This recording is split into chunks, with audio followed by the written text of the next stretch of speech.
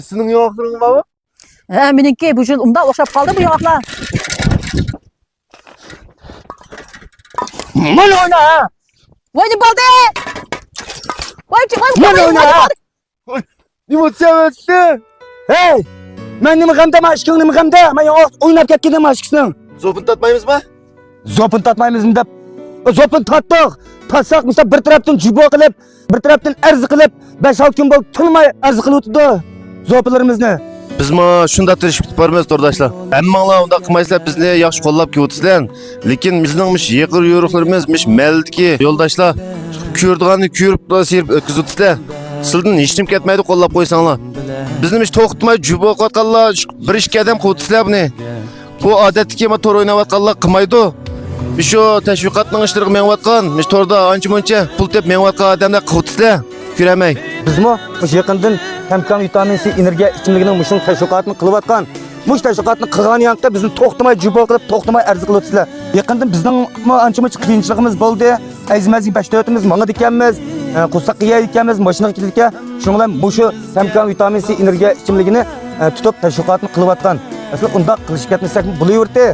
Yiqiyoruk müştaq, nəhayət əlağan digərlər qo'llamay serib varsizlar. Biz torda bu shu yanaq, üzüm, ürək, qatarlıq meyvelər qatarda bozorga chiqish olib turibdi.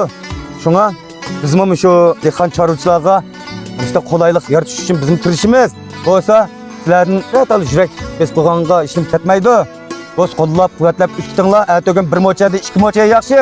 Mush tashviqotlarni biz shunday tashviqot qilish orqali bozorga yuzlantirib, meyve chevilni Muş buğday qonaqlarimizni bozorga yuzlantirib turib, aniki yaxshi kirim mustaq bulishqa bizmi az to'liq kuchaymiz. Shunga bundan keyin zopalarimiz mustaq chiqib qolsa, bo'lsa bir jayo degan xatga yozib qo'ygaч, to'tal mehrlik yurgan bir kutinglar qarindoshlar undan qilib ketmanglar. To'xtamay juboq ketgan mush do'stlarimiz, sizlarni avar bo'lmanglar, unchilar qo'linglarni qurtib xat yozib bizni juboq qilib undaq nima foydalasan, nima maqsadda shunda qildigansizlar endi hech uqib bilamadim. Jixmo gaqib ketdik. Bundan keyin davomliqini biz qizqarliq gavshov zopin tatimiz. Bu sizlarga bog'liq. Sizlar qo'llab bersanglar biz texmi ilhom madad ostida texmi yaxshi bo'lgan qizqarliq zopinlarni ishlayapmiz. Sizlar işte bizni qashqan sira biz mendikin yaxshi qilamga o'xshaymiz deb ruhiy adam tushkunlik bo'lib qoldi ekan. Shunlar bizni yaxshi qilamga o'xshaymiz deb adam ichidan hissiyotdan o'ynaydigan bir rollarni o'ynayamay qolganmiz. Ya biz Davutining o'qqiga adam emas, menmi shu, qo'an qachami shu hammamiz dehqon oilasidan kelib chiqqan shunday dehqon bolaları.